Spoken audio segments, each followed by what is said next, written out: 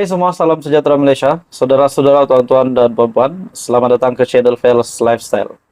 Sebelum ini kita digemparkan dengan keputusan-keputusan SPRM berkaitan dengan siasatan terhadap pemimpin bersatu dan akhirnya Presiden bersatu Tan Sri Muhyiddin Yassin ataupun Mahyadin ataupun Abah telah menerima 7 pertuduhan di mahkamah. Dan sebelum ini juga Muhyiddin Yassin sendiri meminta untuk 4 pertuduhan diketepikan. Namun yang timbul lagi hari ini berkaitan dengan nama bekas Menteri Keuangan juga, yaitu Lim Guan Eng, dan berkaitan dengan pembatalan satu daripada 7 pertuduhan.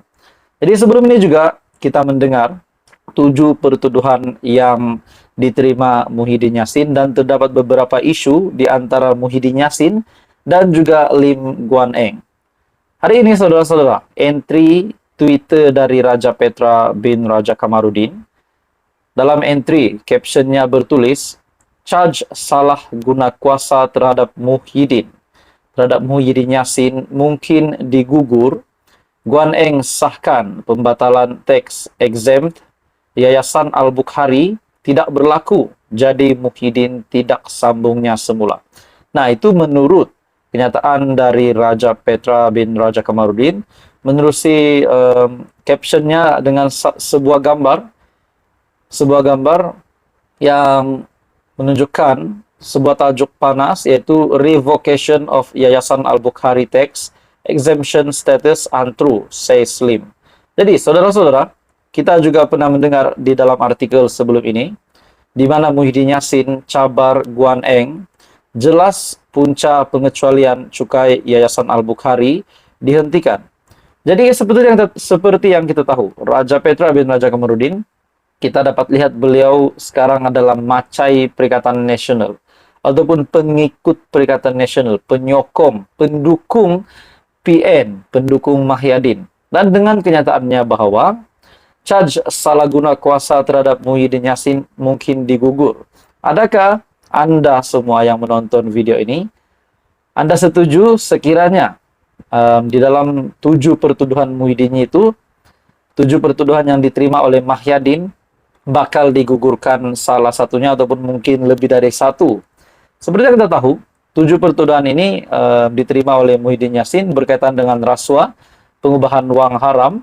Jadi saudara-saudara, adakah relevannya Muhyiddin Yassin untuk digugurkan, maafkan saya, untuk case ataupun pertuduhan yang diterima beliau hari ini untuk digugurkan? Tidakkah itu akan menjadi satu tanda aras yang negatif kepada pemimpin-pemimpin akan datang yang mungkin juga akan dituduh di mahkamah, diterima pertuduhan di mahkamah, sekiranya tiba-tiba Presiden Bersatu Muhyiddin Yassin akan salah satu pertuduhan yang diterimanya hari ini akan digugurkan. Jadi di dalam artikel sebelum ini juga, Presiden Bersatu Tan Sri Muhyiddin Yassin tidak akan membuat permohonan maaf terhadap pengurus CDAP Lim Guan Eng yang dikaitkan dengan isu cukai Yayasan Al-Bukhari ketika beliau menjadi Menteri Keuangan. Sebaliknya, Muhyiddin Yassin mencabar Guan Eng untuk menjelaskan perkara berhubung cukai itu karena maklumat yang diperoleh beliau adalah sahih. Jadi adakah di sini bermakna Muhyiddin Yassin berkaitan dengan charge salah guna kuasa terhadap Muhyiddin Yassin, menurut Raja Petra mungkin digugurkan? Jadi saudara-saudara, apa komen Anda, tuan-tuan dan puan-puan? Teruskan bersama di dalam channel ini untuk info yang seterusnya. Jangan lupa tekan butang like, share, dan subscribe. Info padu, info hangat disediakan di dalam channel ini. Halo semua, salam sejahtera Malaysia. Saudara-saudara, tuan-tuan dan puan-puan semua, selamat datang ke channel Fels Lifestyle. Hari ini, saudara-saudara, Malaysia digemparkan lagi dengan sebuah lagi artikel yang panas.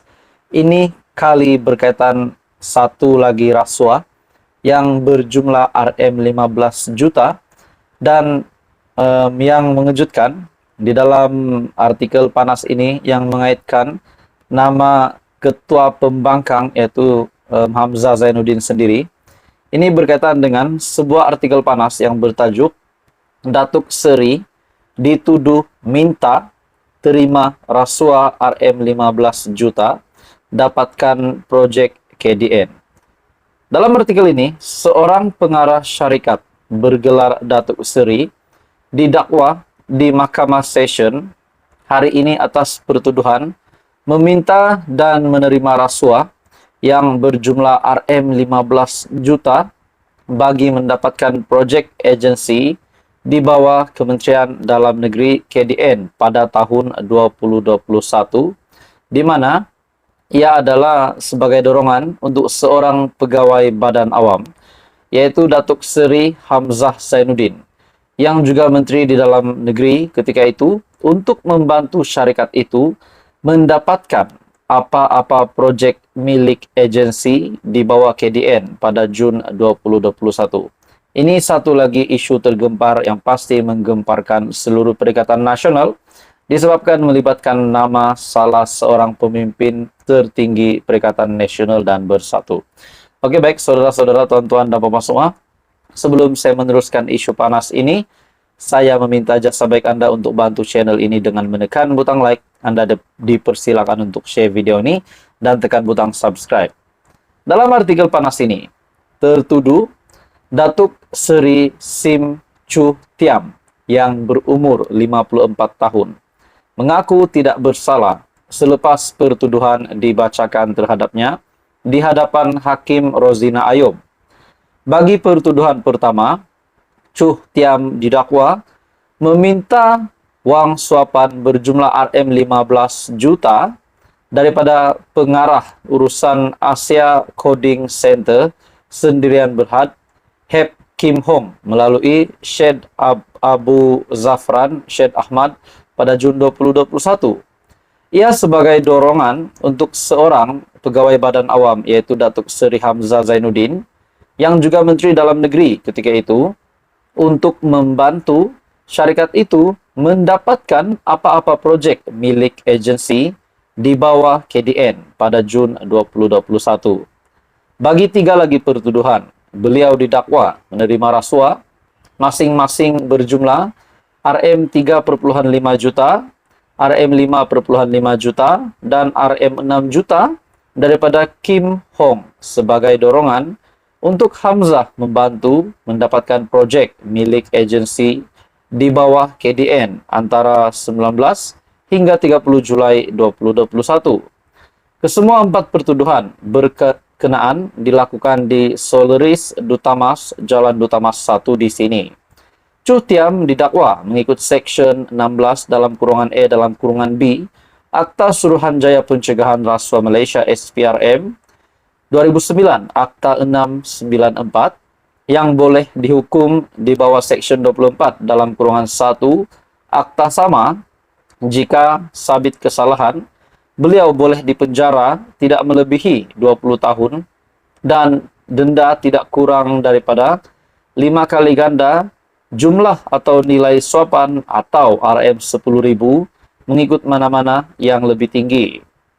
Pendakwaan dilakukan Timbalan Pendakwa Raya Ahmad Akram Garib, manakala tertuduh diwakili 3 peguam, yaitu Low Wei Lok, Hannah Kam, dan K. Wei Lon. Dalam hujah pendakwaan, Ahmad Akram memaklumkan kesalahan itu tidak boleh dijamin.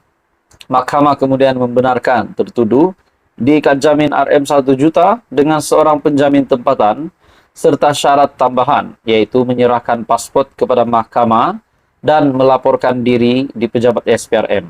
Jadi saudara-saudara, tuan-tuan dan bapak semua, bagi saya ini satu lagi isu panas berkenaan dengan rasuah Rm15 juta, dan ini juga melibatkan seorang pegawai badan awam, yaitu Datuk Seri Hamzah Zainuddin, yang juga Menteri Dalam Negeri ketika itu.